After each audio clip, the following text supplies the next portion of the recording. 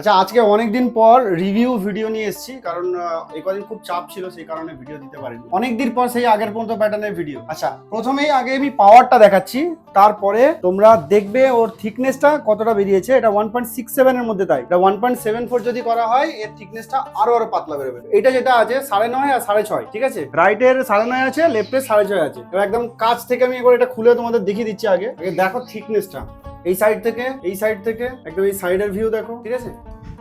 আমি দেখিয়ে দিই, তারপর ওকে দেখিয়ে দিই, ঠিক আছে? দেখো এই হবে লুক। সাইডে কোনো যেমন তোমার বর্ডার থাকবে না, এইদিকেও আর এদিকেও থাকবে না, ঠিক আছে? ট্রান্সপারেন্ট আছে। আর মাইনাস পাওয়ারের ক্ষেত্রে সবাই বলে যে ফ্রেমের সাইজটা একটু ছোট নিতে, ঠিকই কথা বলে, যত ছোট নেবে তত থিকনেসটা আরো বেটার হবে। কিন্তু আমরা তাও বড় সাইজের, এটা অনেকটা বড়, তাও আমরা বড় সাইজের মধ্যে চেষ্টা করছি এটা থিকনেসটাকে খুব বেটার করে দেওয়া। আর এটা আমাদের ঘরের কাস্টমার তো অনেকবার হয়ে গেছে। কবার হলো এটা নিয়ে? এটা নিয়ে তিনবার, ঠিক আছে। আরেকজন আছে, সে আসছে না সামনেতে, ঠিক আছে? তো দেখছো কেমন আগে বলো? ভীষণ ক্লিয়ার, ভালো ভিশন।